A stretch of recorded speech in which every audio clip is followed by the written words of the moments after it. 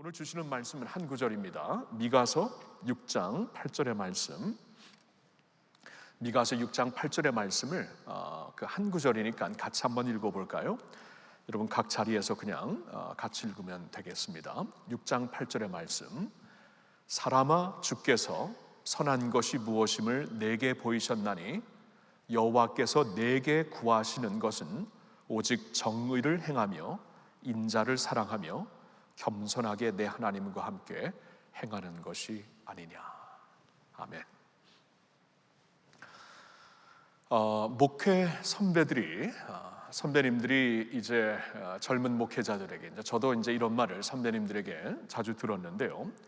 항상 그 주시는 그 좋은 그 교훈들이 있는데, 이제 그 중에 하나가 이거였습니다. 목회를 하면서 될 수 있으면 정치적인 이슈를 피하라. 메시지를 통해, 설교를 통해 정치적인 이슈를 갖고 설교하면은 성도들의 마음이 예민해지고 갈려질 수밖에 없다. 그러니까 될 수 있으면은 이것을 피해 가라고 조언을 해주셨습니다. 그리고 그건 맞는 말입니다. 왜냐하면 우리 모두에게 어떠한 정치적인 생각과 성향이 있기 때문에, 또 그리고 정치라는 것은 뭐 절대적인 진리가 아니죠. 절대적인 진리는 오직 예수 그리스도 그의 말씀뿐이 없습니다. 그렇기 때문에 절대적인 진리가 아닌 이상 갈라지는 것은, 갈려지는 것은 당연한 것이고 불가피한 것이고, 그래서 될 수 있으면 피하는 것이 맞고, 저도 이제 그 원칙을 보통 때는 지키고 있습니다. 그러나 불가피하게 이 강단을 통해서 말씀드려야 될 때가 분명히 있습니다. 왜냐하면은 우리 모두가 사실 정치적인 사람들이죠. 우리 모두에게 생각이 있고 성향이 있고 관점이 있습니다. 정치적인 것을 굉장히 지극히 정상적인 것이지만, 때때로는 교회도 공동체도 교계도 정치화될 때가 있습니다. 정치적인 것은 지극히 정상적인 것이지만 정치화가 된다는 것은 위험한 일이죠. 그런 일이 있을 것이다라고 볼 때 목회자는 양심적으로 그런 이슈들을 말씀을 통해 다뤄야 된다고 봅니다. 그건 저의 소신입니다. 전에도 그렇게 했고 요사이도 그렇게 하고 있고 앞으로도 필요할 때는 그렇게 할 것입니다. 왜냐하면 주님의 교회를 사랑하기 때문에, 성도들을 사랑하기 때문에 교회와 성도들을 지켜야 되는, 주님이 주시는 말씀의 균형과 사랑의 원칙으로 주님의 성도들의 마음을 지켜야 되고, 그리고 교회는 또한 사회를 목양해야 되는 책임이 있습니다. 그리고 사회를 선교적으로 또한 품어야 되는 책임이 있습니다.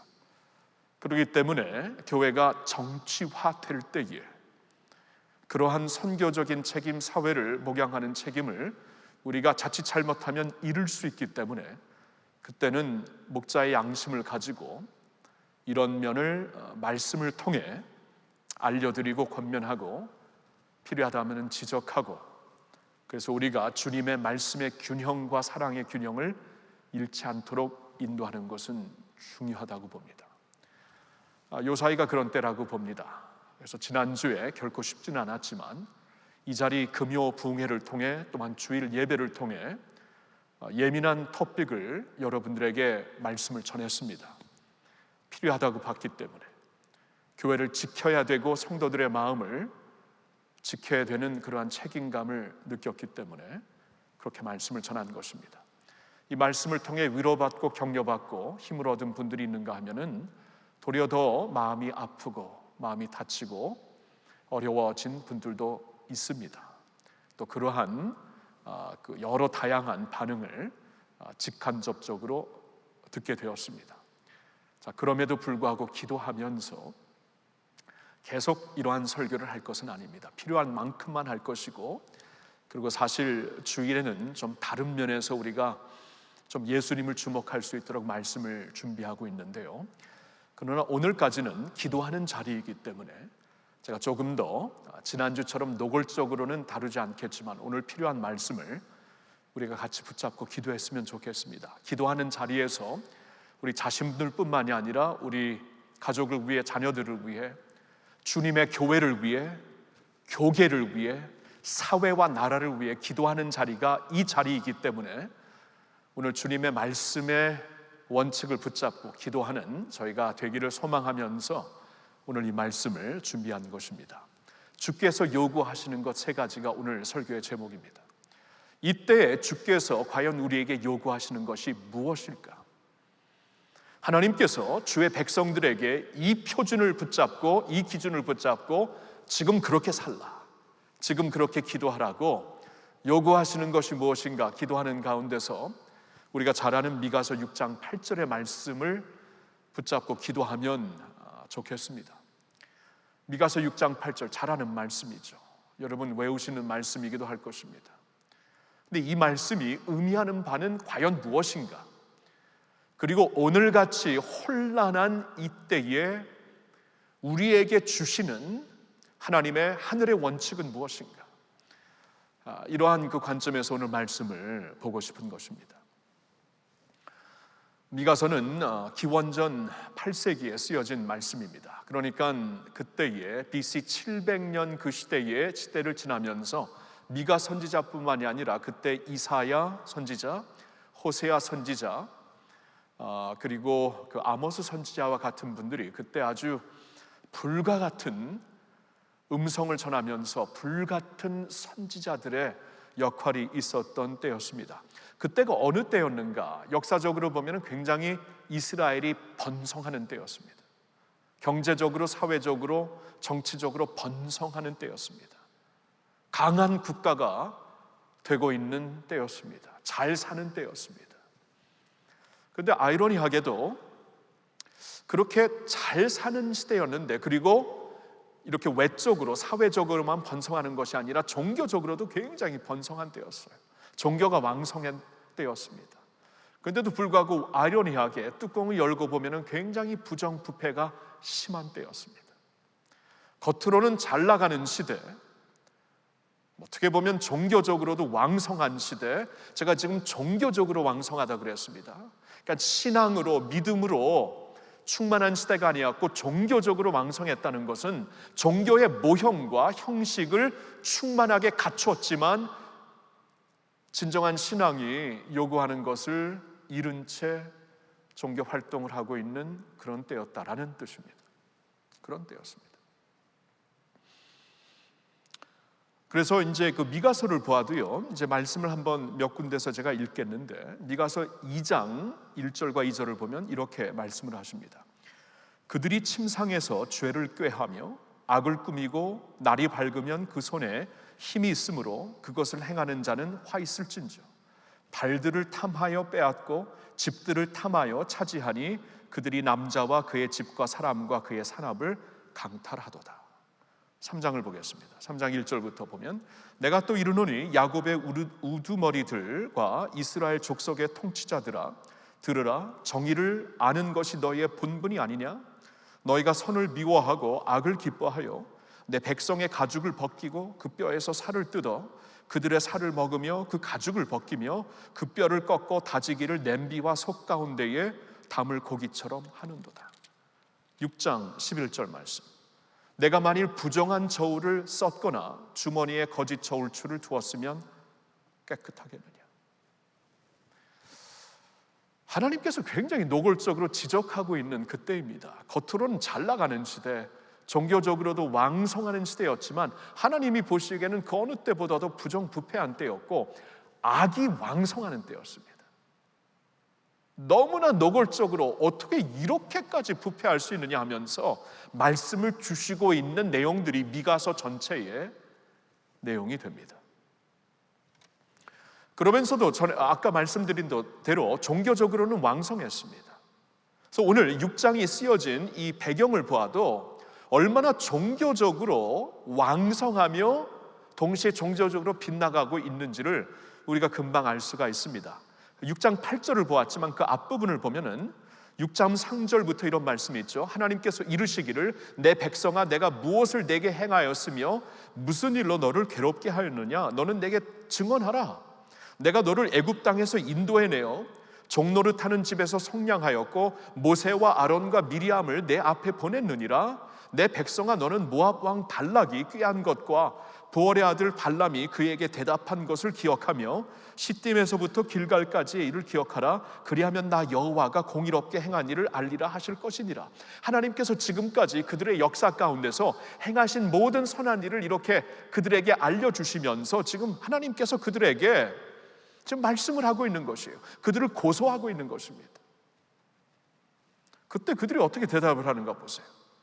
6절과 7절에 이제 백성들이 대답을 하는 것인데, 내가 무엇을 가지고 여호와 앞에 나아가며 높으신 하나님께 경배할까? 내가 번제물로 1년 된 송아지를 가지고 그 앞에 나아갈까?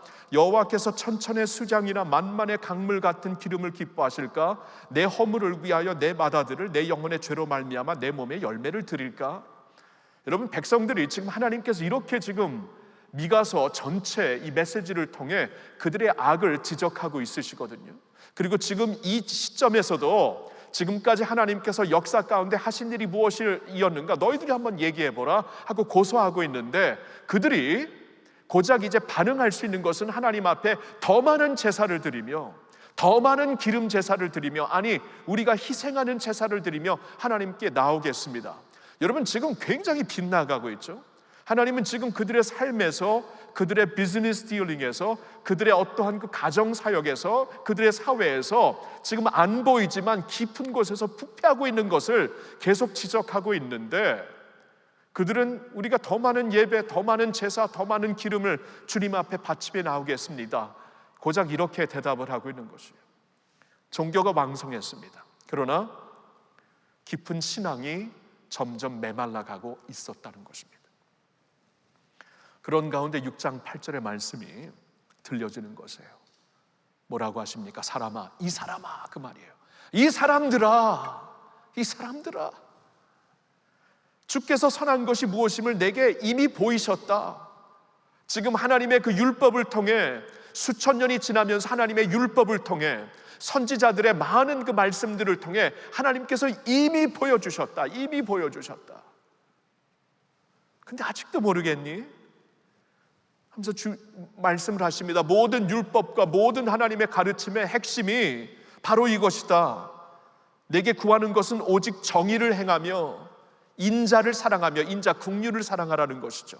Loving kindness, mercy로 나와 있습니다. 영어는 정의를 행하며 긍휼을 사랑하며 겸손하게 내 하나님과 함께 행하는 것이 아니냐. 세 가지를 한 단어로 간추려서 말한다면 정의와 긍휼과 겸손을 찾는다, 그 말씀입니다. 여러분, 오늘 우리에게 주시는 말씀입니다. 이번 한 주 동안에도 참 이 교계의 뉴스를 들으면서 우리 참 마음이 아팠죠. 걱정이 많이 됐죠. 아직도 걱정이 되죠. 그리고 이 뉴스의 보도를 받는 우리의 관점도 참 교회 안에서도 성도들 가운데서도 나뉘어져 있습니다. 똑같은 뉴스를 보면서도 이렇게 우리가 속상해하고 있고, 아니면 이렇게 속상해하고, 완전히 다른 면에서 속상해하고 있고, 다른 면에서 안타까워하고 있습니다. 혼란스러워요. 누구의 말을 들을지 모르겠어요. 이쪽 말을 들으면 이게 맞는 것 같고, 저쪽 말을 들으면 저게 맞는 것 같고, 둘 다 일리가 없지는 않습니다. 왜냐하면 한 시점에서, 한 관점에서 보고 있는 시각이기 때문입니다. 자, 이럴 때 주님께서 내가 요구하는 것은 거기에 있지 않다, 이것이다 하면서 주시는 말씀이 이것이에요. 이 환경, 이 시국에도, 이 전국에도 하나님께서 주시는 말씀이 이것입니다. 내가 바라는 것, 정의, 긍휼, 겸손이다. 한 가지씩 보겠습니다. 첫째로 하나님이 요구하시는 것, 첫째로는 정의를 행하라. 정의입니다. 정의라는 히브리 단어는 미슈파트라는 단어인데요, 이것은 굉장히 포괄적인 단어입니다. 하나님께서 자신의 나라를 통치하실 때 보이시는 전체적인 원칙, 전체적인 성품이라고 할 수가 있습니다. 하나님께서 자신의 나라를 통치하실 때 전체적인 관점에서, 전체적인 그 개념에서 원칙으로 보이고 있는 그 요소가 바로 정의라는 것입니다. 미슈파트. 이사야 9장 7절을 보면 이런 말씀이 있습니다. 이제 한 아기가 우리에게, 9장 6절에서는 한 아기가 우리에게 낳고 한 아들을 우리에게 주실 것인데, 다윗의 자손 예수 그리스도를 가리키는데요, 그로 말미암아 이제 하나님의 그 통치가 임할 것이다 라고 말씀을 하시면서 9장 7절, 이사야 9장 7절, 같은 시대에 사역하셨던 이사야 선지자의 말씀, 하나님의 말씀이죠. 그를 통해 주신 말씀 9장 7절에 그 정사와 평강의 더함이 무궁하며 또 다윗의 왕자와 그의 나라에 군림하여 그 나라를 굳게 세우고 지금 이후로 영원히 정의와 공의로 그것을 보존하실 것이라. 만군의 여호와 열심히 이를 이루시리라.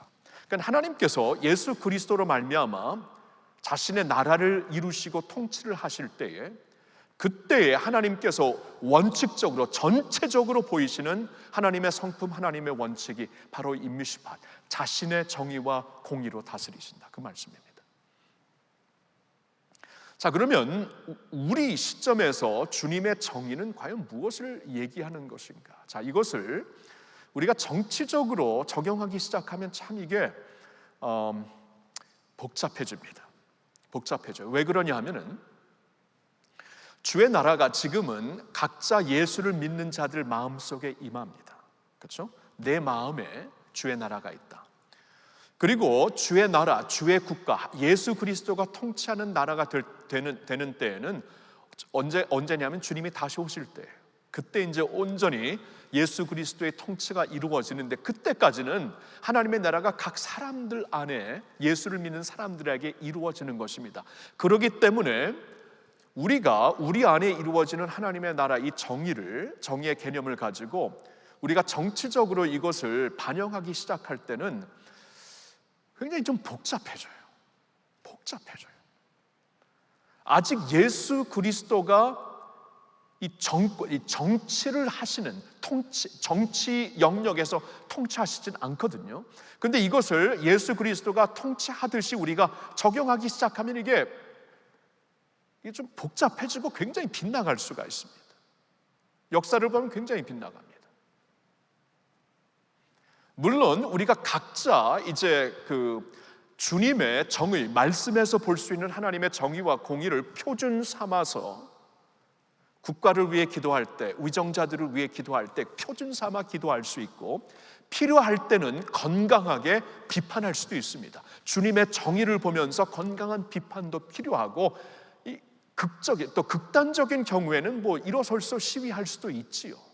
근데 보통 보편적으로는 주님의 그 정의의 기준을 가지고 우리가 그 기준을 붙잡고 이제 위정자들을 위해, 정치를 위해 기도할 때 정치 영역을 위해서도 기도해야죠. 그리고 크리스천들도 그 안에 들어가서 활동을 해야죠. 근데 이것을 표준 삼아서 기도하고, 표준 삼아서 건강한 비판도 할 수 있고, 그리고 궁극적으로는 이걸 표준 삼아서 투표를 해야 돼요. 적어도 이제 민주주의에 살고 있는 우리들은 이 표준을 삼아갖고 투표를 통해 이게 결정되는 것입니다. 선거 때, 그렇죠? 그러나 이것을 지금 이 시점에서 하나님의 정의를, 아직 주님의 통치가 온전히 구체적으로 주님의 통치가 이미 세상에 임한 것은 많지만, 예수님이 다시 오신 그 후에 구체적으로 모든 영역, 이 정치적인 영역에서 주님의 통치가 이루어질 것이라면, 지금은 표준 삼아 기도하고 건강한 비판을 하고 투표하는 것이지, 지금 이것을 가지고 정치적인 이슈로 우리가 적용하기 시작하면 참 혼란스러워져요. 그리고 항상 반을 잃게 됩니다. 교회에서도 반을 잃게 되고, 전도 선교적인 차원에서 세상의 반을 잃게 돼요. 그럴 수는 없잖아요.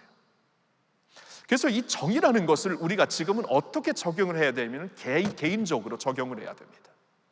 정의를 행하라. 이제 주님께서 여기서 말씀하시는 정의는 그러니까 개인적인 차원에서 너의 삶에는 이미 주님의 통치가 임하셨기 때문에 너의 삶에서 정의를 행하라, 그런 뜻으로 주신 말씀이죠. 미가 선지자를 통해 너희들, 하나님의 백성들아, 이 사람들아, 이렇게 정의를 가지고 행하라, 각자에게 주신 말씀입니다.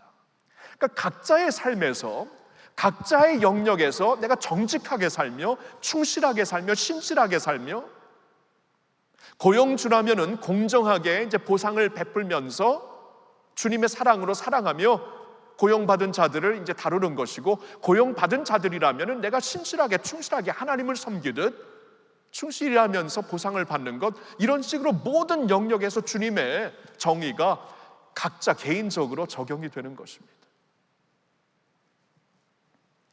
그래서 세례 요한이 이제 회개하라고 이제 회개의 메시지를 전하고 사람들이 찔려갖고 회개하면서 나왔을 때 세례 요한을 통해 하나님께서 주신 말씀이 있어요. 자, 누가복음 3장에서 한번 보겠는데, 무리가 물어 이르되, 이제 가슴이 찔려갖고 세례 요한의 말씀을 듣고 그러면 우리가 무엇을 하리이까?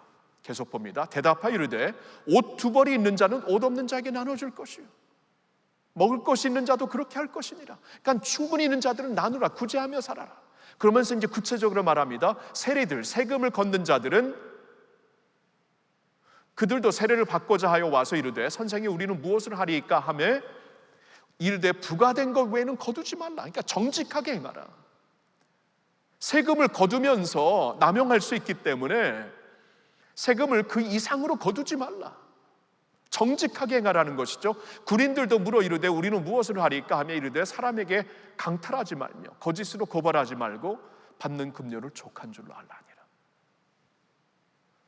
여러분, 지금 그때 이 말씀을 듣고 가슴에 찔림을 받고 나온 사람들은 뭐 이렇게 굉장히 뭐 아주 큰 대답을 원했을지도 모르겠어요. 굉장히 좀 더 철학적으로 더 멋진 대답을 원했는지 모르지만 세례 요한은 굉장히 구체적으로 적용을 합니다. 네 삶에서, 너의 삶의 영역에서 정직하게 살아, 착하게 살아, 아름답게 살아. 그게 정의야. 그러니까 이렇게 정의를, 성경을 보면은 정의를 행하라는 것이 이렇게 적용이 되더라고요. 그럼 내가 그 예수를 믿었을 때 예수님의 통치가 내 안에서 지금 통치가 이루어지기 때문에, 그럼 내가 하는, 저의 경우에는 이제 목회를 하고 여러분들에게는 비즈니스를 하고 선생으로 지금 교육부에서 가르치고 아니면 정치를 하더라도 예수님이 내 안에 임하시는 통치함을 통해 주님 앞에서 깨끗하게 정직하게 내가 할 일을 하는 것이 지금 예수님이 다시 오시기 전까지 지금 우리가 이룰 수 있는 정의다, 그 말씀이에요. 정의를 행하라. 그러니까 지금은 나를 볼 때입니다. 나의 영역을 볼 때예요. 나의 삶을 볼 때, 내가 하는 말에 책임을 지고 내가 정직한가? 그렇죠? 그래서 주님은 형제 안에 있는 가시를 보기 전에 내 안에 있는, 내 눈 안에 있는 들보를 봐라. 나부터라는 것이, 나부터. 그렇게 말씀을 하셨죠. 하나님이 요구하시는 것 두 번째는 인자입니다. 인자, 긍휼을 사랑하라, 그 말이죠. 예수님은 산상수훈을 통해 긍휼한 자는 복이 있다고 말씀을 하셨습니다. 긍휼한 자, 이 긍휼을 가지고 사는 자들이 복이 있는 것이다. 이게 하나님 나라의 원칙이요 성품이다라고 말씀을 하십니다. 우리 안에 성령이 오실 때 성령이 우리에게 주시는 열매 중에 뭐가 있죠? 자비가 있고 양선이 있죠. 자비가 뭡니까? 이 긍휼이에요. 긍휼. 주님의 긍휼함으로 세상을 보게 하는 그러한 그 성령의 열매가 우리 안에 있나요? 양선이 뭡니까? goodness. 양선, 착하게 사는 것. 그러니까 하나님이 우리에게 베푸신 놀라운 은혜를, 놀라운 용서를 기억하면서 나도 그렇게 사는 것이에요. 예수님의 비유 중에 아주 큰 그 빚을 갖고 사는 자가 주인에게 탕감을 받습니다. 이건 일평생 살아도 갚지 못하는 빚인데 전체를 탕감을 받습니다. 그러면서 나오면서 자신에게 빚진 자, 자신이 지금 탕감받은 것은 보다는 훨씬 더 적은 친구증이었겠죠, 이웃증이었겠죠. 한 사람을 붙잡고 멱살을 잡고 너 왜 내게 꾼 돈 안 갚아 하면서 감옥에 집어넣잖아요. 주님께서 주시는 비유는 너희가 얼마나 큰 은혜를 받고 사는지 이걸 기억하라는 것이지요. 얼마나 큰 용서를 받고 살았는지 기억하라는 것이지요. 그래서 이 세상에서 가장 용서를 먼저 할 사람들은 너희다. 왜냐하면 가장 큰 용서를 받았기 때문에. 이 세상에서 가장 큰 은혜를 베풀며 사는 자들은 너희다. 왜냐하면 가장 큰 은혜를 받았기 때문에. 그러한 긍휼, 그러한 자비를 사랑하라는 것입니다. 여러분, 오늘처럼 이렇게 사회 이슈가 관점이, 또 교계 안에서의 관점이 이렇게 심각하게 나뉘어져 있을 때, 참 중요한 원칙 중에 하나가 있는데, 이렇게 심각하게 나뉘어져 있어서 이것인가 저것인가 제대로 잘 모를 때에 참 중요한 원칙이 하나 있어요. 그럴 때는 자비를 베푸는 쪽, 긍휼을 베푸는 쪽으로 기울이면 됩니다. 그러니까 지금 교회 안에서도, 목회자들의 입에서도 이 두 갈래의 다른 말이 나오고 있잖아요. 어쩔 때는 보통 크게 이렇게 큰 틀에서는 같이 붙잡고 갈 수 있는 두 갈래의 가르침이라면, 요 사이는 이렇게 큰 틀에서 같이 갈 수가 없어요. 완전히 다른 길입니다. 완전히 다른. 이건 정부가 교회를 탄압하는 것이다. 아니야, 그건 탄압이 아니고 이것은 정부가 말하기 전에 교회가 마땅히 먼저 해야 되는 것이에요. 비대면으로 예배를 하라고 할 때 어느 게 맞는 말입니까? 교회에서 예배가 생명이다, 맞는 말이죠. 저도 얼마 전에 현장의 영성을 대체할 수 없는 현장의 영성이라는 목자의 마음에 글도 썼어요. 무엇으로도 대체할 수 없는 것이 현장의 영성입니다. 현장에 나와 모이기에 힘쓰며 예배하는 것은 믿는 자들에게 생명이죠. 생명과 다름이 없죠. 이거 진짜 맞는 말입니다. 근데 이 편에서는 이러한 때에, 극심한 팬데믹이 돌고 있는 이때에 방역을 위해서, 우리 자신들을 위해서, 우리 가족을 위해서, 이웃을 위해서 우리가 비대면으로 먼저 가고 그 이상으로 가는 것이 교회가 할 일이 아닌가? 맞는 말이죠. 맞는 말이죠. 생명보다 귀한 것이 어디 있습니까? 그렇죠? 이 선한 사마리아인의 비유를 보아도 가장 먼저 나온 자들이 제사장이었고, 그 다음에 레위인이었고, 그분들은 다 지금 성직자였고 주의 일을 하기에 바빴습니다. 어쩌면 예배하러 가기에 바빴는지도 모르겠어요. 근데 한 사람 사마리아인이 도리어 강도 만난 이웃을 돕잖아요. 예수님께서 너 그렇게 살아야 된다. 지금 어느 때인데, 사람이 지금 죽고 사는 이슈에는 생명을 먼저 하려라, 그 말씀이죠. 그럼 어느 게 맞는 말이에요? 둘 다 맞는 말이죠.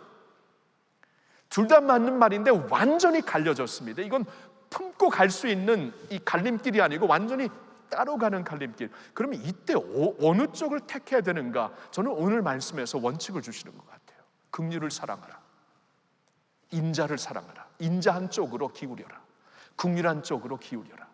둘 다 맞을 때 그런 말씀이 아닐까요? 이 팬데믹이 터지면서, 코로나가 터지면서, 전에도 말씀드렸지만 예배를 우리가 현장에서 안 드리고, 처음에, 지금은 어느 정도 했기 때문에 지금은 충격이 덜했지만 그때는 충격이 너무나 컸습니다. 목사로서 일평생 처음으로 교인들에게 오지 마세요, 예배 집에서 드려야 됩니다, 이렇게 말할 날이 제 인생에 올 줄은 꿈에도 몰랐어요. 그렇게 말하고 제가 2주 동안 부정맥이 생기더라고요. 너무나 정말 힘들었어요. 왜냐하면 생명처럼 예배를 생명처럼 여겼기 때문에. 그런데도 불구하고 그때 그렇게 결론을 지을 수밖에 없는 것은 생명 때문이었습니다. 여러분의 생명, 여러분 자녀들의 생명, 이웃들의 생명 지켜야 되기 때문에. 여러분, 이쪽으로 기울여야 돼요. 그러니까 오늘 말씀의 원칙으로 보면 이쪽으로 기울이는 게 더 맞는 것 같아요. 둘 다 맞지만 더 맞는 것 같아요. 화요일 중보기도 시간을 전처럼 우리 지금 다 비대면이 되었으니까 같이를 못 하고요. 그래서 목회자들이라도 우리가 같이 모여서 화요 중보기도 하겠다면서 좀 이렇게 여러분들에게 영상으로 올리지는 않지만 우리가 비대면에 이제 목회자들끼리 모여서 20명 아래니까 안팎이니까 우리가 화요 중보 기도를 하고 있습니다. 중성전에서요.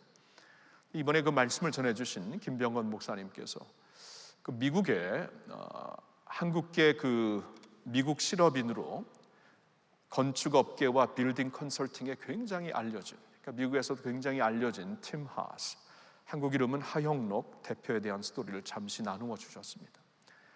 하형록 대표는 20대에 이미 이 건축 계통에서는 미국에서 이렇게 탑 50에, 제가 기억하기로는 그렇게 아주 굉장한 인물로 이렇게 지적을 받는 분이었습니다. 탑 100이셨나 하여튼 지적을 받는 분이었는데, 근데 20대 말에 이 큰 병을 앓게 되고 이제 병원에 입원하게 됩니다. 그래서 심장에 큰 이상이 있는 것을 발견하게 되고, 이제 의사들은 심장 이식 수술을 하지 아니하면 오래 못 살 것이다 라는 그러한 결론을 알려줍니다. 그러면서 심장 이식을 기다리면서, 아무리 심장 이식을 원해도 기다려야죠. 이 이식 제때 이식을 받지 못하고 죽는 사람이 미국도 그렇고 한국도 그렇고 많습니다. 그래서 기다리는 가운데 이제 말씀을, 그동안 너무나 바쁘게 살면서 말씀을 멀리하는 것 같아서 말씀을 계속 묵상하는 가운데 마태복음 22장 38절 39절의 말씀에서 인생이 완전히 발각 뒤집혔대요. 가장 큰 계명, 하나님을 사랑하는 것, 그리고 그와 같이 둘째로는 내 이웃을 내 몸과 같이 사랑하라. 이 말씀에서 눈을 뗄 수가 없었다고 합니다. 이 말씀이 하나님의 어떠한 그 파도처럼 임했다고 합니다. 그래서 그의 인생이 완전히 바뀌어집니다.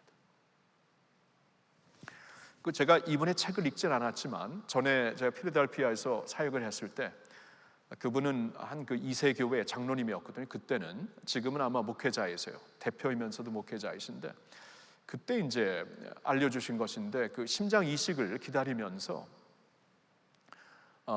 이 말씀을 듣고 이제 기다리는 가운데 이제 이식할 수 있는 딱 시간이 되어서 받게 되었는데, 자기보다 더 급한 환자가 그 병원에 있는 것을 알고 이 말씀대로 이제 남은 인생 하나님이 허락하시면 살겠다라고 결단을 하고, 제일 먼저 이러한 도전이 왔을 때 내 이웃을 내 몸과 같이 사랑하는 이 말씀을 그렇게 적용하기로 결단을 내립니다. 나보다 더 급한 그 환자에게 심장 이식을 도리어 이렇게 사인해서 허락을 합니다. 그러면 자신도 죽을 수가 있어요. 이제는 더 기다리다가 이제 이식할 수 있는 심장이 나타나지 않을 수도 있고, 이 생사를 건 건데 하나님 말씀 앞에 그가 떨면서 결단을 했기 때문에 가장 먼저 이러한 적용을 하게 되고, 그래서 거의 죽게 되다가 이제 살게 되면서 이식을 받고 지금까지 이제 수십 년째 이제 살게 되는 것인데, 그분이 나중에 이제 건강을 되찾고 나와서 자신의 회사를 차리고, 그 자신의 회사의 모토를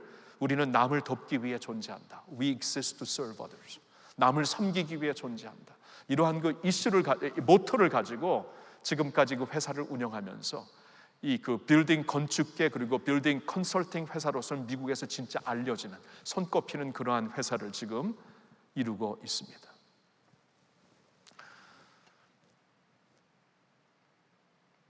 참 이분의 그 스토리를 다시 한번 화요일 날 이렇게 들으면서, 또 그분을 한때 알았던 저로서는 참 굉장히 이제 신선한 바람으로 다가왔어요.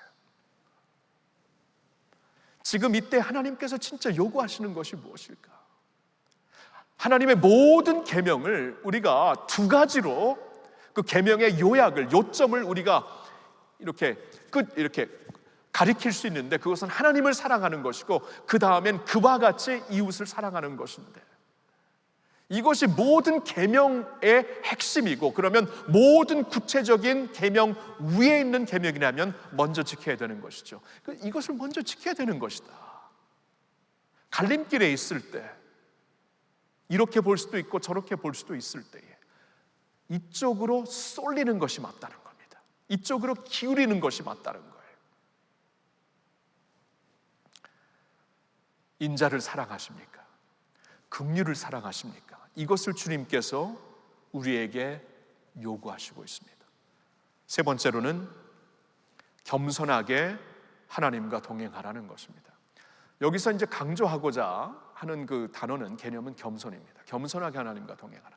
왜냐하면 그 당시에도 종교는 적어도 표면적으로는 왕성했기 때문에 모든 사람들이 하나님과 동행하는 줄로 알고 있었어요. 스스로 그렇게 알고 있었어요. 근데 여기서 하나님이 강조하시는 것은 그렇게 동행하는 게 아니라 겸손하게 하나님과 동행하는 것이다. 이것을 강조하고 있는 것 같아요. 겸손하게 하나님과 동행하라.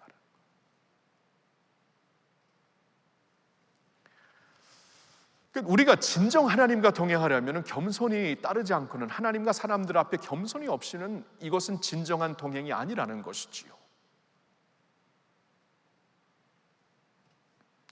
요사이 교회를 향해 세상은 이런 말을 많이 합니다. 교회는 왜 이렇게 배타적인가? 교회는 이렇게 왜 자신만 맞다고 하는가? 교회는 왜 이렇게 배려하는 마음이 없을까? 이런 말을 지금 자꾸 하고 있어요. 전에는 기독교 엔티들이 앞장서서 얘기를 했지만 이제는 안 그렇습니다. 여러분 느끼죠? 여러분 가정에서도 느끼고, 안 믿는 가족들이 있다면은 이웃에게서도 느끼죠. 이제는 더 이상 기독교에 무슨 엔티 감정을 갖고 있는 사람들만 이런 말을 하는 게 아니라 보편적으로 그런 말을 합니다. 왜 이렇게 한국 교회는, 기독교는 배타적인가? 자신만 옳다고 하는가? 배려하는 품위가 없는가? 여러분, 이런 말을 우리가 듣는다면은 우리가 진짜 성찰을 해야 돼요. 때때로 하나님은 세상 사람들을 통해 우리에게 말씀하실 때가 있습니다. 세상을 통해, 사회를 통해 말씀하실 때가 있어요. 미가서, 같은 시대에 미가서, 이사야, 아모스, 호세아, 여러분 이분들을 통해 주시는 메시지가 뭐냐 하면은 세상에서 들리고 있다. 세상에서 저들의 신음하는 소리 들리냐? 탄식하는 소리 들리냐? 그게 내 목소리다. 그 말씀을 계속 주시고 있습니다. 세상이 교회 때문에 아파하고 있습니다. 이거 하나님이 아파하시는 거예요. 세상이 교회를 걱정하고 있습니다. 이거 주님이 걱정하시는 거예요. 그렇게 들을 수 있어야 된다, 그 말씀이에요. 여러분, 우리가 그런 세상을 통해 주시는 하나님의 음성을 듣지 못한다면, 듣지 못하는 이유는 딱 하나입니다. 그들 위에 있기 때문에, 겸손하지 않기 때문에. 그들 위에 있으면 안 들려요. 이거 밑에서 나는 소리 안 들립니다. 그러니까 겸손하지 않으면 결단코 들을 수 없는 것이 세상을 통해 하나님이 우리에게 들려주시는 목소리예요. 안 들려요. 그래서 my way만 맞습니다. 우리 way만 맞아요. 우리 way, our way is the right way, only way라 그럽니다. 여러분, only way는 지저스뿐이 없습니다. my way, our way가 only way라고 말하는 것은 이거 굉장한 교만입니다. 세상을 통해서 하나님의 음성을 들을 수 있어야 돼요. 심지어는 나귀를 통해서 하나님의 종에게 음성을 주시는 것 보셨잖아요, 성경에서.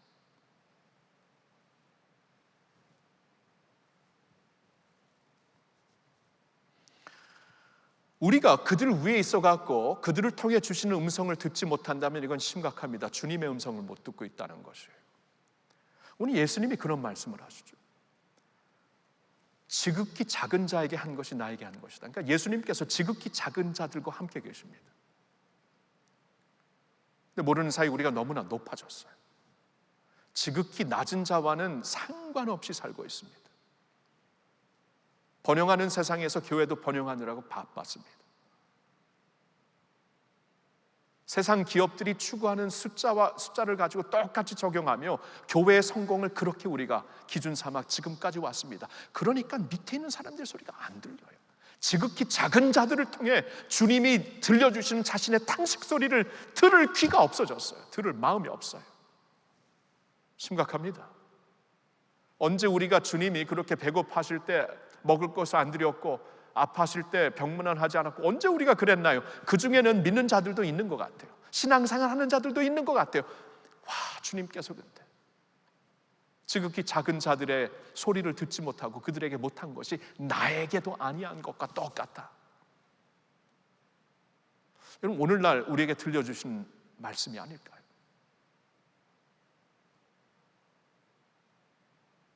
우리가 하나님과 동행한다는 게 뭐예요? 하나님과 동행하는 것이 my way를 고집하면서 동행하는 것이 하나님의 way입니까? No, 그것은 your way이지 God's way는 아닙니다. 저에게도 똑같이 적용돼요. 저도 목사이고 하나님 말씀 앞에 무릎 꿇고 생명을 걸고 전하려고 하지만 인간이기 때문에 저의 관점도 틀릴 때 있어요. 그래서 my way를 주장하면 저도 큰 코 다칩니다. my way가 될 수 없습니다. 오직 Jesus way, Jesus way.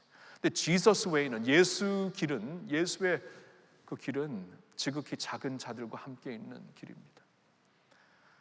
제가 내일 모레 여러분들이 보실 목자의 마음에도 이 내용을 썼는데요. 이번 주에 제가 오래전부터 친분이 있는 한 선교사님으로부터 메시지와 사진들을 좀 받았습니다. 이 선교사님은 지금 한 30년, 거의 40년째 남미에 있는 그 빈민촌의 아이들을 키우면서 사역하시는 분입니다. 그들을 돕고 구제하고 양육해서 나중에 이제 그들이 자라면은 또 그들과 제자 삼아서 함께 아이들을 돌보고 그들이 크면 또 그들이 영역에서 예수님 섬기고 아이들 이런 식으로 계속 빈민촌에서 아이들을 돌보고 있는 사역을 하시는 분인데요. 이번에 지난 한 2개월 전, 3개월 전부터 코로나 진원지가 미국과 함께 남미가 되었습니다. 지금 2개월째 아마 진원지가 가장 심각한 곳이 지금 남미예요. 그러니까 정부는 이 빈민촌에 있는 사람들을 더 이상 도울 수도 없고 아무것도 줄 수가 없습니다. 자신들도 휘청거리는데요. 그러니까 이 빈민촌에 있는 사람은 너무 힘들고 아이들은 진짜 우울한 거예요. 먹을 것이 없어요. 그런 가운데 그 선교사님이 있는 사역하는 나라에서는 8월 16일이 어린이날입니다. 어린이날을 이제 중심 삼아서 8월 10일부터 한 2주 동안 12곳의 빈민촌 슬럼가의 어린이들을 방문해서 아이들에게 먹을 것과 이렇게 그 선물을 전달하는, 지금 이 진원지기 때문에 너무나 위험한 곳에 직접 슬럼가에 찾아가서 그런 일을 하면서, 제가 이제 이 말씀 왜 드리냐 하면은 전에 우리 교회에 그 이웃 사랑 헌금 중에 한 부분을, 한 금액을 이 선교 사역에 이제 장로님들과 함께 이제 결정해서 이 사역에 보냈거든요. 그래서 우리 교회가 이제 한 몫을 했기 때문에 이제 감사의 내용을 보내온 것이에요. 그래서 사진을 참 많이 보내주셨는데 몇 가지만 한번 같이 볼까요? 그러니까 예를 들어서 저기 가운데 계신 분이 선교사님인데 지금 뭐 할아버지죠, 할아버지. 벌써 40년이 넘었으니까. 첫째, 그래서 이제 보면은 이제 양쪽에 있는 좀 큰 아이들은 어렸을 때부터 구제하고 키웠던 아이들이 이제 선생이 되어서 함께 팀워크를 이루는 것인데, 빈민촌의 아이들을 찾아가서 이렇게 밝은 옷을 입고 그들에게 선물과 이제 어린이날의 행사를 주관하며 음식을 줘. 다음 거 보면은 이제 거기 선교사님 사모님도 계시고, 그 다음 보면은 이제 아이들이 이제 복음을 듣고 또 하나님 앞에 기도해야 된다 하면서 기도하면서 줄을 서서 마스크를 쓰고 기도하면서 음식과 그 선물을 받는 것이고, 그 다음 보면은 선물을 받고 음식을 받고 기뻐하는 해맑은 그 모습입니다. 자, 이 사진들을 좀 쭉 보면서 제가 뭘 느꼈냐면 신선한 바람을 느꼈어요. 뭐라 그럴까? 주님의 refreshing, 유쾌한 바람을 느꼈어요, 이번 주에. 왜냐하면 굉장히 여러분들처럼 굉장히 마음이 복잡했거든요. 답답하고, 한국교회가 이 정도인가? 저 같은 목회자가 이 정도인가? 이 세상에 보이는 이 정도인가? 이 정도? 막 그런 모습으로 너무나 이제 마음이 답답했을 때, 그리고 이 양쪽에서 들리는 소리를 들으면서 이게 언제까지 계속될 것인가? 이러한 그 답답함과 안타까움의 마음을 갖고 계속 잠도 이룰 수 없고 막 그런 가운데 있으면서 이 메시지와 사진을 보는데 이 주님의 유쾌한 바람을 받는 것 같더라고요. 주님이 저기 계신 것 같아요. 여기 있는 게 막 논쟁으로 시끄러운 여기 있는 게 아니라 저곳에 계신 것 같아요.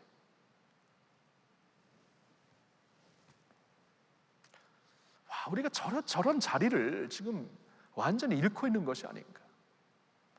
지극히 작은 자와 함께 계신 주님의 자리에 우리가 지금 내려가지 못하고 있는 그러한 상황이 아닌가. 새로운 감명과 감동으로 다가온 메시지였습니다. 우리는 논쟁의 자리에서 이제 섬김의 자리로 나가야 합니다.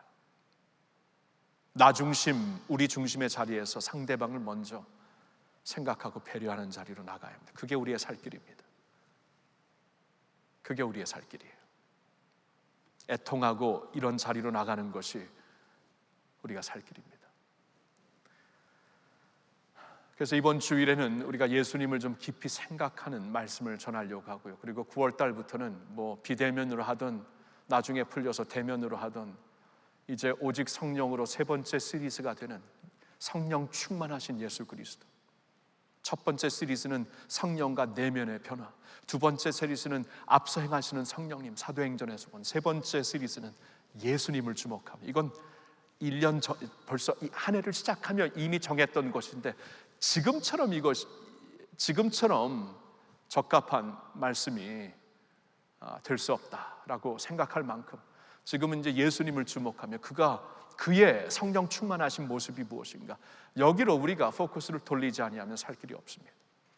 논쟁의 자리에서 섬기는 자리로, 예수님이 섬기는 자리에 계시기 때문에 나 중심, 우리 중심의 my way 자리에서 남을 배려하고 먼저 생각하는 자리로 예수님과 함께 나아가는 길, 이것만이 길이 없습니다. 하나님께서 오늘 요구하시는 것 무엇인가? 세 가지. 정의를 행하라, 긍휼을 사랑하라, 겸손하게 하나님과 동행하라. 아멘. 오늘 주시는 말씀을 붙잡고 기도하는 시간 갖고요, 또 제가 인도하는 기도 시간이 끝나면은 각자 그 처소에서 화면을 보시면서 준비한 기도문을 읽고 기도하시면 되겠습니다. 가장 먼저 신실하게 진실하게 거룩하게 살게 하소서. 하나님, 나의 마음 만져주소서. 나의 영혼 새롭게 하소서. 우리 간절한 마음으로 주님 앞에 나옵시다. 오른손에 가슴에 대겠습니다. 신실하게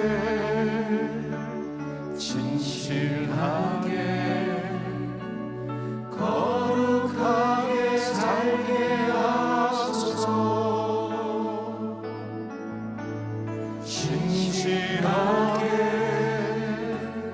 진실하게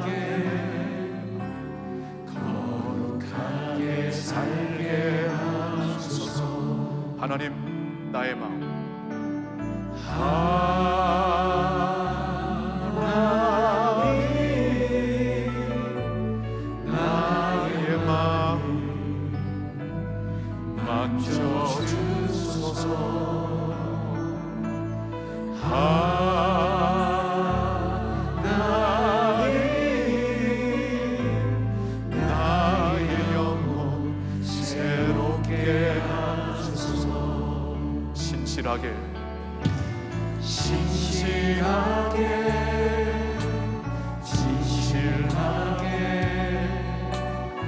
거룩하게 살게 하소서.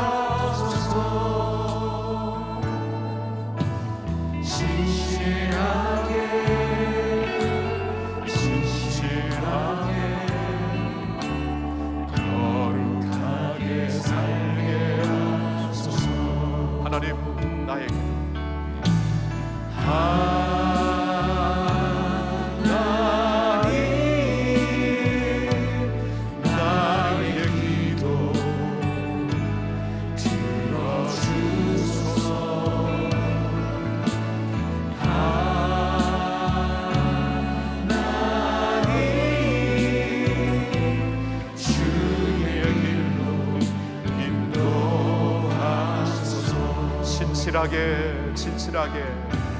진실하게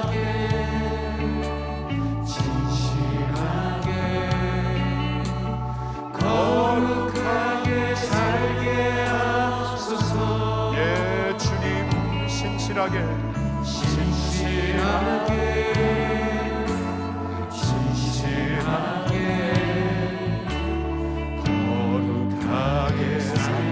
하나님 나의 마음 할렐루야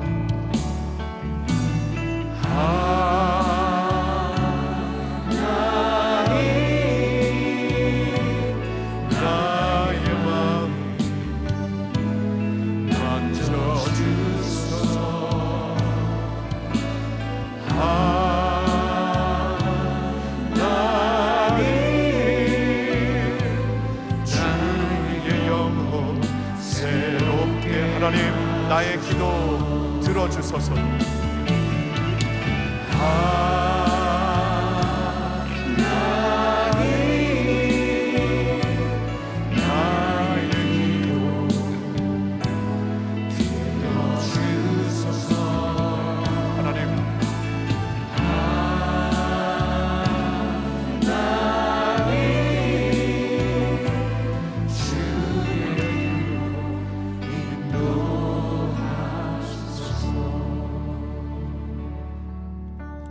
하나님 앞에서 우리 두 손을 가슴에 대겠습니다.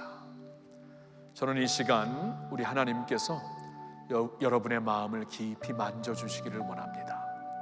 가장 먼저 여러분을 좀 위로해 주셨으면 좋겠어요. 여러분 많이 속상했죠? 이번 한 주도 많이 속상했죠? 속상한 이유는 다를지 모르지만 속상한 것은 마찬가지입니다. 하나님의 위로가 필요합니다. 주님의 위로로 여러분을 깊이 만져주시기를 먼저 기도하고 싶습니다. 하나님, 우리 마음 아픕니다. 우리 마음 너무 슬픕니다. 속상합니다. 주님 위로해 주세요. 주님의 소망이 오직 우리의 살 길임을 이 시간 알게 해주세요. 주님, 내 마음을 만져주시고 위로해 달라고 주님 앞에 우리 한번 조용히 기도합시다. Yes, Lord. Yes, Lord. 주님의 위로를 구합니다. Yes, Lord. 주님의 위로를 구합니다. 주님, 위로하소서. 만져주소서. 새롭게 하여 주시옵소서.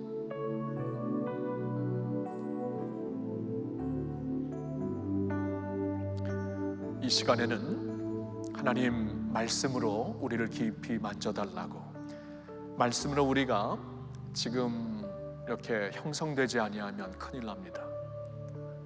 말씀이 아니면 우리의 견해, 우리의 성량으로 형성될 것이고 세상의 유튜브로 형성될 것이고, 그러면 점점 골은 깊어질 것입니다. 여러분, 하나님이 이제 말씀으로 우리를 형성해 주셔야 돼요. 말씀으로 깊이 만져달라고. 오늘 주신 말씀, 주님 정의를 행하라는 정의, 긍휼을 사랑하라는 긍휼, 겸손하게 하나님과 동행하라는 겸손을 또한 특별히 붙잡으면서 하나님 우리를 깊이 말씀으로 새롭게 해달라고, 주님의 성령으로 진리로 우리를 형성해 달라고 우리 한번 이 시간에 주여 외치고 간절히 기도하겠습니다. 주여, 하나님 이 시간 우리 마음 주님께서 만져주시어서 주님의 말씀으로 우리를 새롭게 형성하여 주시옵소서. 주님, 세상의 뉴스가, 유튜브의 뉴스가 우리를 형성하는 것이 아니라 하나님의 말씀이 우리를 형성하기를 원합니다. 하나님, 주의 말씀으로 깊이 빚어지기를 원합니다. 주의 말씀으로 찔러 쪼개주시고 주의 말씀으로 다시 은혜로 붙잡아 싸매어 세워주시옵소서. 살려주시옵소서. 주의 말씀 앞에 떨면하옵니다. 말씀으로 새롭게 하옵소서. 주의 영광을 보게 하옵소서. 주님, 예수님의 마음으로 새롭게 하여 주시옵소서. 간절히 기도합니다. 오늘 주신 말씀 정의를 행하라. 하나님이 말씀 붙잡고 나의 영역에서 내게 주어진 자리에서 주님의 말씀으로 살며 정직하게 살며 신실하게 살게 하여 주시옵소서. 긍휼을 사랑하라고 말씀하셨습니다. 주님의 kindness를, 주님의 loving kindness를 사랑하며 따르며 그쪽으로 기울여서 살게 하여 주시옵소서. 주님을 사랑하듯 하나님을 사랑하듯 나의 이웃을 내 몸과 같이 사랑하게 하여 주시옵소서. 겸손하게 하나님과 동행하라고 하였사오니 하나님과 동행할 때 지극히 낮은 자의 자리에서 주님과 동행하기를 원합니다. 스스로 높아져서 그곳에서 들려주신 주님의 음성 듣지 못하는 저희들 되지 말게 하옵시고 듣게 하옵소서. 깨닫게 하옵소서. 주님 새롭게 하옵소서. 주님의 말씀으로 나의 생각과 가슴과 심령을 새롭게 형성하여 주시옵소서. 할렐루야.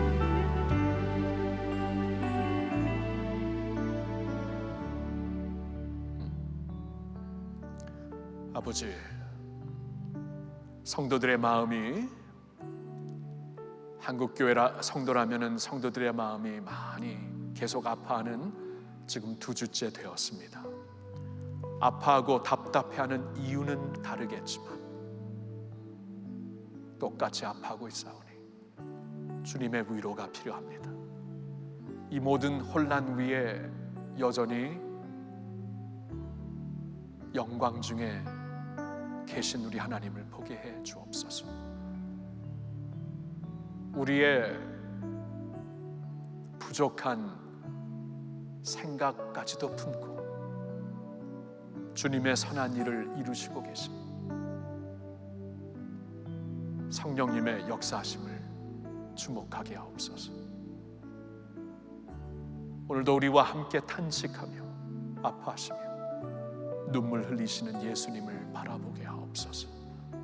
그리고 주님의 마음, 주님의 사랑으로 깊이 위로해 주시옵소서. 우리의 소망은 오직 주께 있음을 믿나이다. 하나님, 위로와 함께 우리의 마음과 생각이 말씀으로 형성되기를 원합니다. 나의 생각을 내려놓게 하옵시고 My way를 내려놓게 하옵시고 세상의 뉴스를 당분간이라도 접게 하옵시고 유튜브에서 들려오는 여러 가지 소리에 나의 영적인 안테나까지 빼앗기지 말게 하옵시고 오직 주의 말씀만이 진리요 생명이요 우리를 살려주시는 주의 은혜이오니 말씀을 향해 마음을 열게 하옵소서. 우리의 영적인 안테나를 말씀 앞으로 세우게 하옵소서. 그래서 우리 주님 살려주시고 지금 이때에 더 갈려지지 말게 하옵시고 더 논쟁하는 자리로 들어가지 말게 하옵시고 예수님을 주목하며 예수님의 음성을 들으며 새롭게 되게 하여 주시옵소서.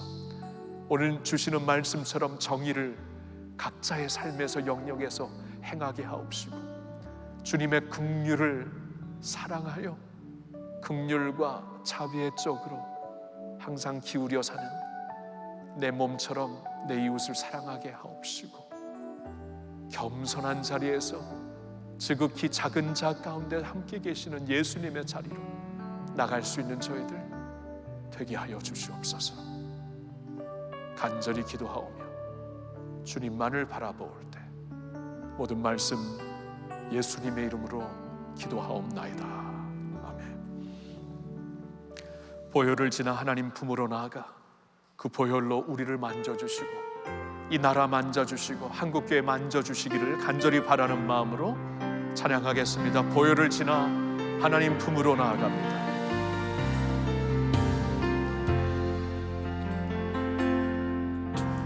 보혈을 지나 하나님 품으로 보혈을 지나 아버지 품으로 보혈을 지나 하나님 품으로 한 걸음씩 보혈을 지나 하나님께로 나아갑니다. 보혈을 지나 하나님 품으로 보혈을 지나 아버지 품으로 보혈을 지나 하나님 품으로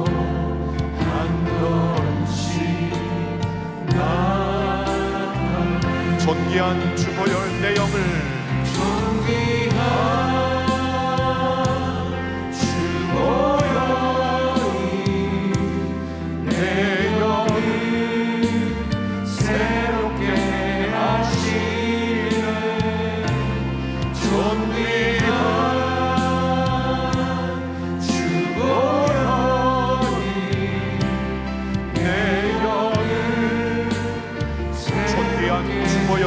내 마음을 새롭게 하시네. 존귀한 주보혈이 내 마음을 새롭게 하시네. 존귀한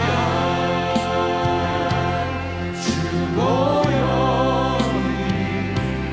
내 마음을 새롭게 보혈을 지나 하나님 품으로 보혈을 지나 아버지 품으로 보혈을 지나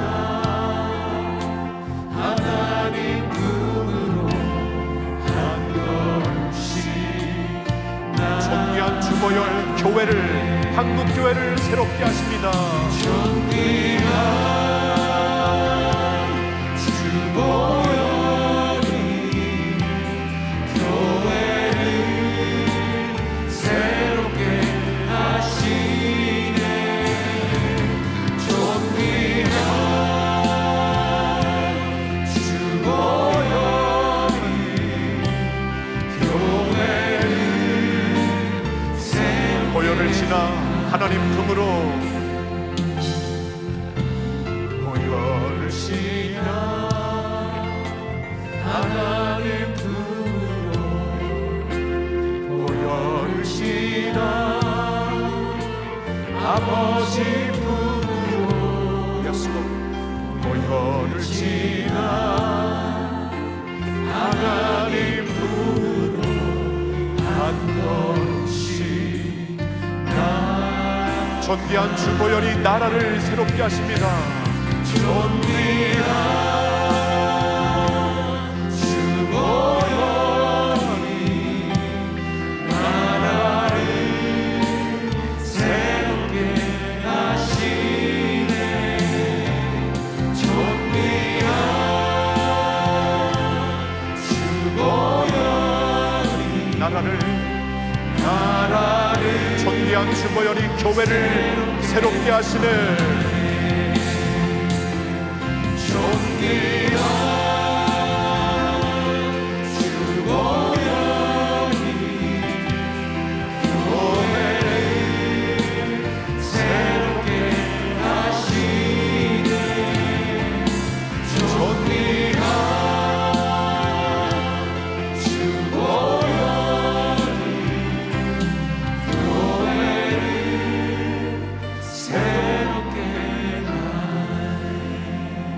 우리 시간에 간절한 마음, 소망으로 기도할 때 여러분 주의 보혈은 우리를 깨끗게 하십니다. 우리가 아무리 상처가 클지라도 아무리 어글리하게 우리가 망가졌을지라도 아무리 창피하게 우리가 민낯이 드러날지라도 주님의 보혈은 여전히 우리를 깨끗게 하시고 새롭게 하시는 줄로 믿습니다. 이 시간에 믿는 마음으로 주 보혈로 한국교회를 고쳐주옵소서. 우리나라를 고쳐주옵소서. 한국 교계를 새롭게 하옵소서. 우리 국가를, 시민들, 국민들을 새롭게 하옵소서. 주여, 주의 보혈뿐이 없습니다. 긍휼히 보시고 주의 보혈로 한국 교회와 교계를 씻어주시고 이 나라를 깨끗게 하여 주시옵소서. 주여 세 번 외치고 다 같이 기도합시다. 주여, 주여, 주여. 주님의 보혈로 하나님, 주님 한국교회를 만져주시옵소서. 주님의 보혈로 한국교회를 새롭게 하여 주시옵소서. 주님의 보혈로 우리를 만져주시옵소서. 주님의 보혈로 씻어주시옵소서. 주여 상처에 발라주시옵소서. 주의 보혈로 우리의 부끄러움을 고쳐주시옵소서. 주 드러난 우리의 민낯을 거쳐주시옵소서. 오 하나님 아버지, 주의 보혈만 우리를 깨끗하게 눈처럼 튀게 양털같이 깨끗하게 할 수 있사오니 그 보혈의 은혜로 우리를 깨끗게 하옵소서. 주의 보혈 능력이 있도다. 주의 보혈 능력이 있도다 믿습니다. 보혈로 씻어주시옵소서. 우리를 씻어주시옵소서. 한국교회를 씻어주시고 거쳐주시옵소서. 한국교회 목사님들을 주님 씻어주시옵소서. 거쳐주시옵소서. 한국교회 장로님들을 씻어주시고 거쳐주시옵소서. 한국교회 성도들을 씻어주시고 거쳐주시옵소서. 하나님 간절히 기도합니다. 주여 우리나라를 주님 돌려드립니다. 코로나19로 인해 계속 확산되는 감염자들로 인해 우리 아파하고 있습니다. 나라가 갈라져 있습니다. 심히 아파하고 있습니다. 주의 보혈로 씻어주시옵소서. 보혈로 발라주시옵소서. 주여 우리를 새롭게 하여 주시옵소서. 고쳐주시옵소서. 주의 보혈 강물로 덮어주시옵고 주의 보혈 그 은혜로 덮어주시옵고 새롭게 하여 주시옵소서. 주의 보혈뿐이 없습니다. 십자가 보혈로 우리의 눈을 만져주시고 마음을 만져주시고 가슴을 만져주시고 나라를 씻어주시고 국민들을 씻어주시고 고쳐주시옵소서. 고마우신 주님, 이 상황 가운데도 주의 보혈 능력 있음을 믿습니다. 죄로 인해 이미 하나님과 원수된 자녀들로 살고 있는 우리까지도 그 보혈로 씻겨졌을 때 주의 나라의 시민이 되었고 하나님의 권속이 되었고 하나님의 동역자로 새로 태어난 것을 보았을 때 주의 보혈의 능력 있음을 믿습니다. 그 보혈의 능력, 보혈의 은혜로 저희를 만져주시고 씻어주시옵소서. 그 보혈의 능력으로 한국교회를 씻어주시고 새롭게 하여 주시옵소서. 그 보혈의 능력으로 아파하는 우리나라를 씻어주시고 만져주시고 새롭게 하여 주시옵소서. 주 보혈 안에 십자가 피 묻은 보혈의 복음 안에 우리의 살 길이 있음을 믿습니다. 할렐루야. 지금은 오늘도 그 보혈로 우리를 감싸주시고 만져주시고 새롭게 하시는 예수 그리스도 우리 주님의 은혜와 독생자를 아끼지 않고 우리에게 보내주시어서 예수 안에서 우리를 새롭게 하시고 거듭나게 하시는 하나님 아버지의 영원하신 사랑과 오늘도 탄식하시며 우리를 하나님의 뜻대로 우리를 위해 기도하고 계시며 앞서서 이러한 상황 가운데서도 새 길을 열어 나가시며 우리의 손을 붙잡고 계시는 성령님의 교통하심이 함께 예배하며 기도하는 주의 모든 백성들 위에 이 나라 위에 주님의 교회 위에 이제로부터 영원토록 함께하여 주시옵기를 우리 구주 예수 그리스도의 이름으로 축원하며 기도하옵나이다. 아멘.